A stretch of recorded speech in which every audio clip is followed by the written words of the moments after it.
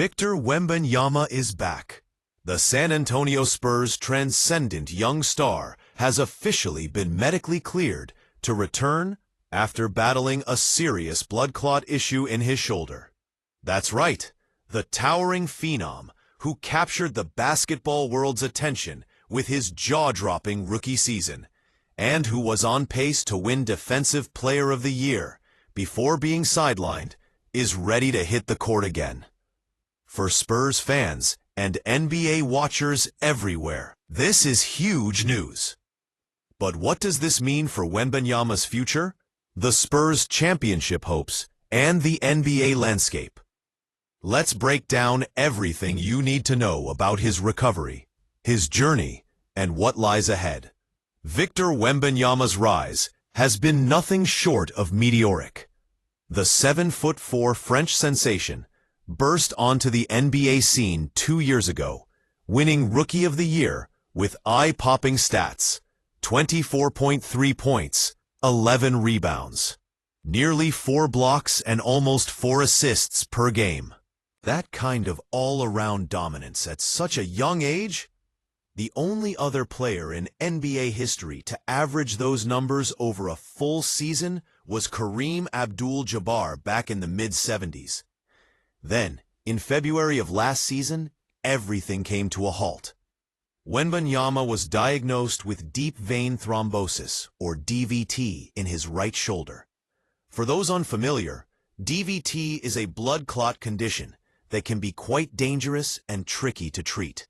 It's not just an injury, it's a serious health scare that put his entire basketball future in jeopardy. The Spurs kept things close to the vest for a while, but now we have confirmation.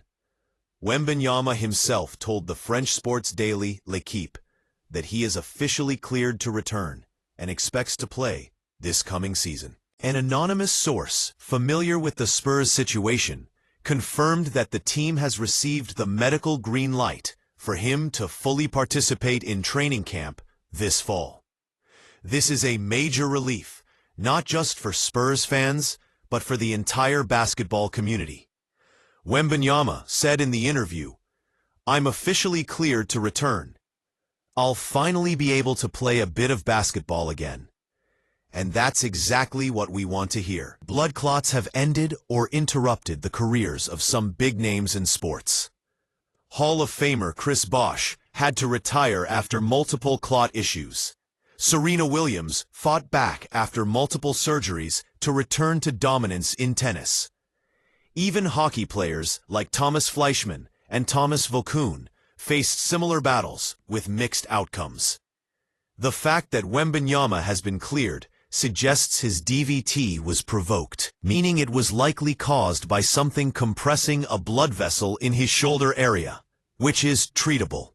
This is great news because it lowers the chance of recurrence and means his basketball career can move forward. Wembanyama's road hasn't been easy. He admitted to fearing the worst. "I was afraid of not being able to play basketball anymore."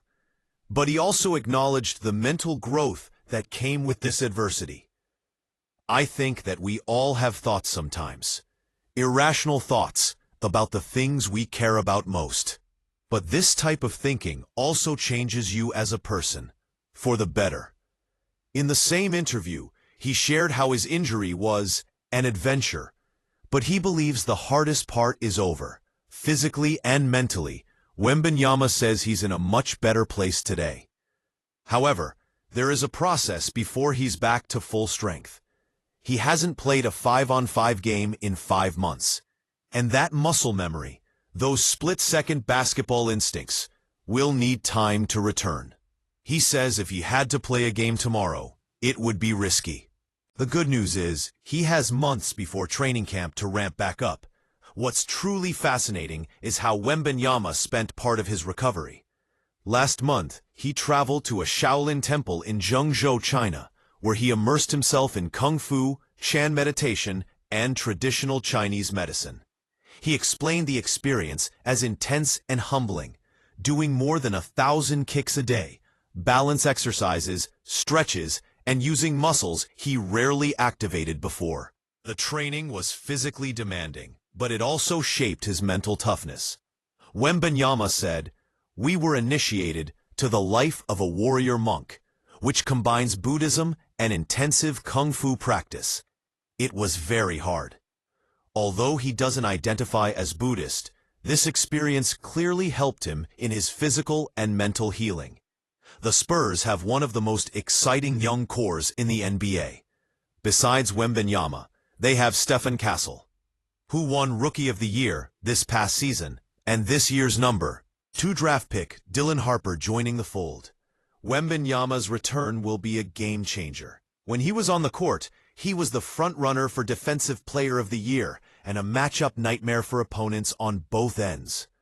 Expect a cautious, measured approach to his return as the team eases him back in. But the ceiling remains sky-high, and the Spurs are positioned to take another leap with Wembanyama leading the charge. So, what do you think? Is Victor Wembanyama ready to take the NBA by storm again? How much will his experience at the Shaolin Temple impact his game? And just how far can the Spurs go with their young core firing on all cylinders?